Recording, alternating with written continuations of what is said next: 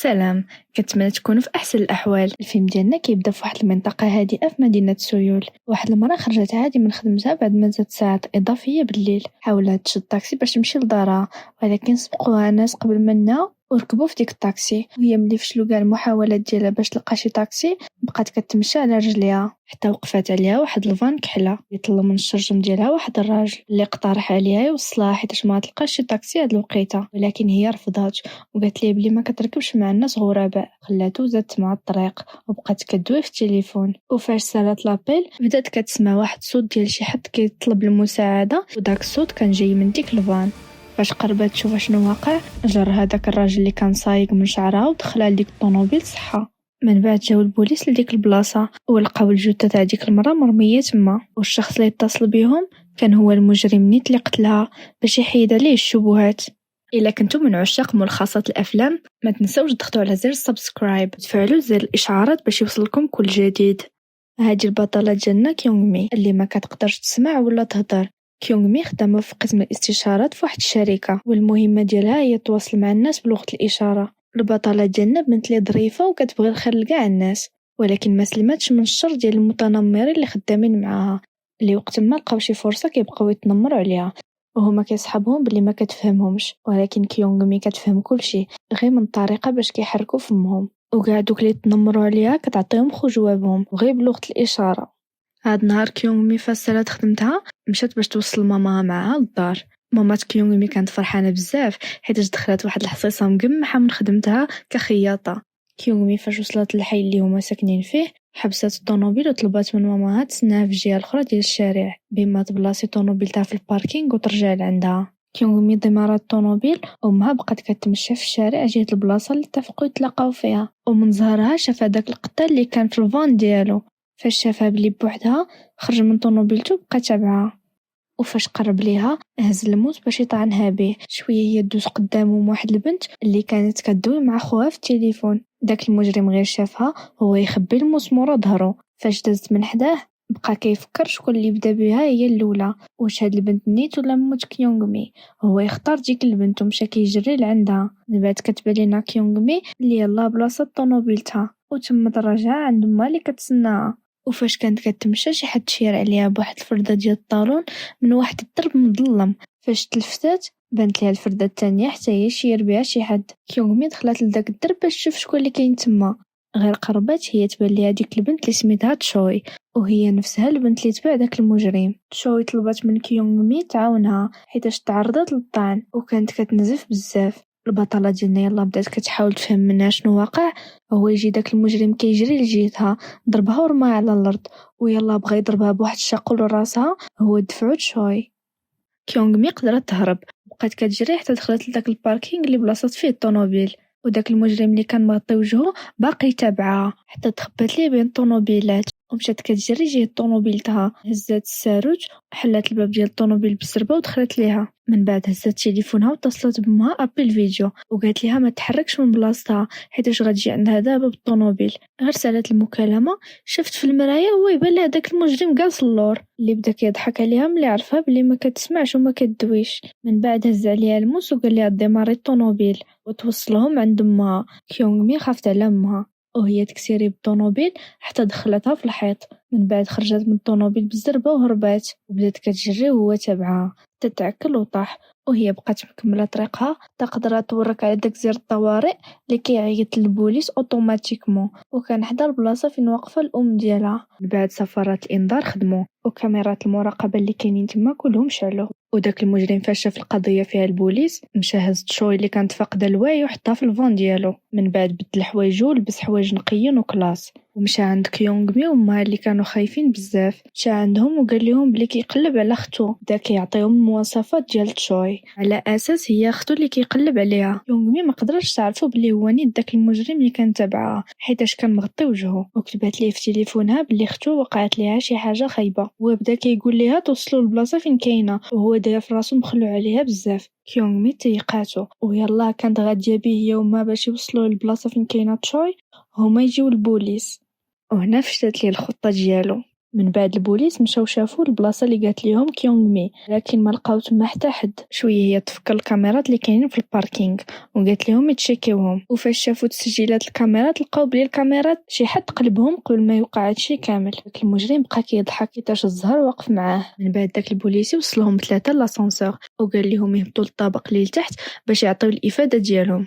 وفاش دخلوا لاسانسور مات كيونغ مي قالت لبنتها باللي حاسه احساس غريب بجهه هاد الراجل اللي معاهم، وباللي فجاه ما بقاش مخلوع على اختو كيف ما الاول.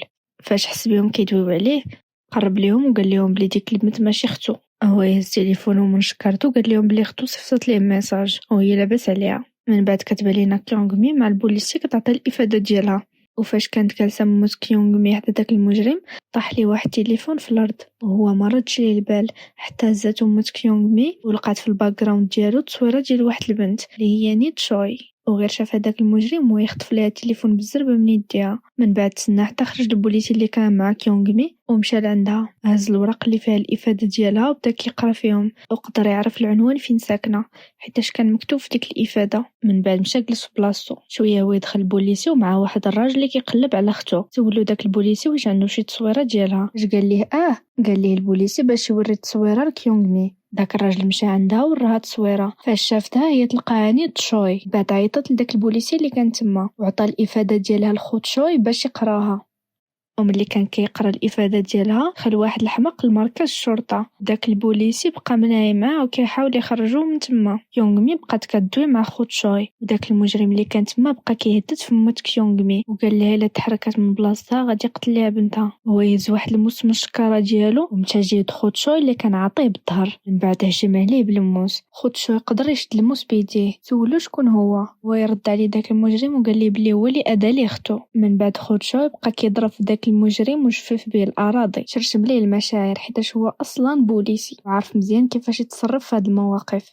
البطله ديالنا هي امها مشاو عيطوا لهادوك البوليس اللي كانوا واقفين على برا. غير دخلوا ما يبان ليهم خوت شو يهز على داك المجرم الموس. غير شافهم داك المجرم بدا كيطبوحط وكيلعب دور الضحيه، والمشكله هو انهم طيقوه وضربوا الاخر بالكابوس الكهربائي وتشلت الحركه ديالو مؤقتا. من بعد دوك البوليس لقوا داك المجرم كيونغ مي وامها بقاو مصدومين حيتاش ما فهموش علاش خلاوه يمشي.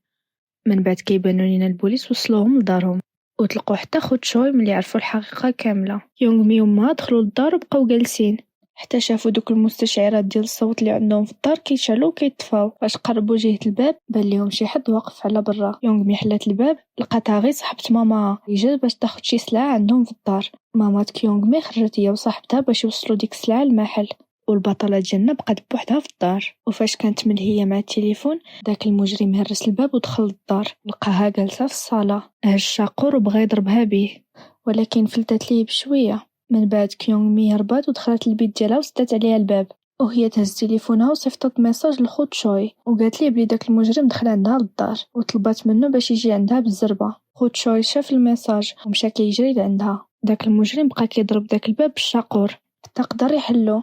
كيونغ مي غير شافتو قرب يوصل ليها هي تهز تليفونها بالزربه ونقزات من الشرجم. هي طاح على شي كراطن اللي كانوا في الزنقه. من بعد ناط بالزربه وبقات كتجري ضربت واحد المسافه اللي كانت طويله حتى بانت ليها تشوي خرجت من الطوموبيله ديال داك المجرم.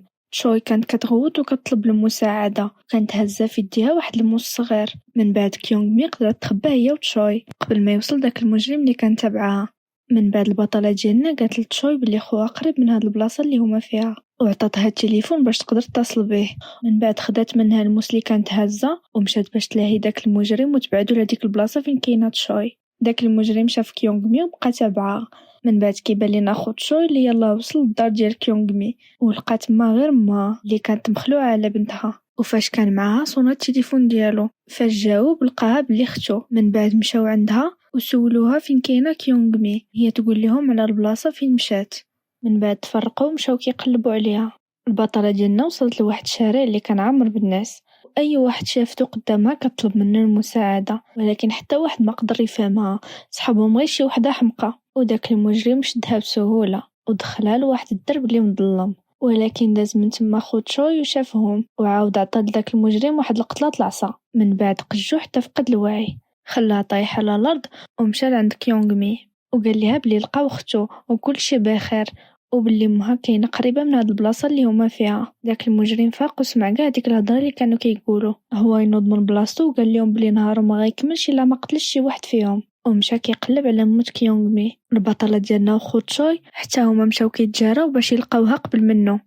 كلهم بقاو كيقلبوا، ولكن داك المجرم هو اللي قدر يلقاها هو الاول، وهو يمشي لعندها. كيونغ مي شافتهم من بعيد واقفين بجوج، ومشات كتجري جهة داك المجرم وهي هازه داك الموس الصغير. غير وصلت لعندو حشات داك الموس في كرشها وخلاتو يشدو بيديه. من بعد طاحت في الارض وبقات كتنزف. داك المجرم بقى شاد داك الموس الصغير في يديه، وكاع دوك الناس اللي كانوا في داك الشارع بقاو كيشوفوا فيه وما خايفين منه. وعاد باش فهم بلي كيونغ مي دارتها به. من بعد جاو البوليس لديك البلاصه وهزوا على داك المجرم السلاح وقالوا ليه رمي الموس اللي هاز. من بعد كيونغ مي قالت لداك المجرم بلي هو ما ساوي حتى بصله، وهو مرضاش. مشى كيجري لعندها، وهنا البوليس تيراو عليه بالقرطاس، واخيرا هاد المجرم مات. من بعد كتبان لينا كيونغ مي هي وامها عايشين احسن لحظات في الجزيره اللي كانوا كيحلموا ديما يمشيو ليها، وكانت معاهم حتى تشوي وخوها. وهكا كيسالي الفيلم ديالنا. كنقول لكم شكرا على المتابعه، نشوفكم في الفيديو الجاي ان شاء الله.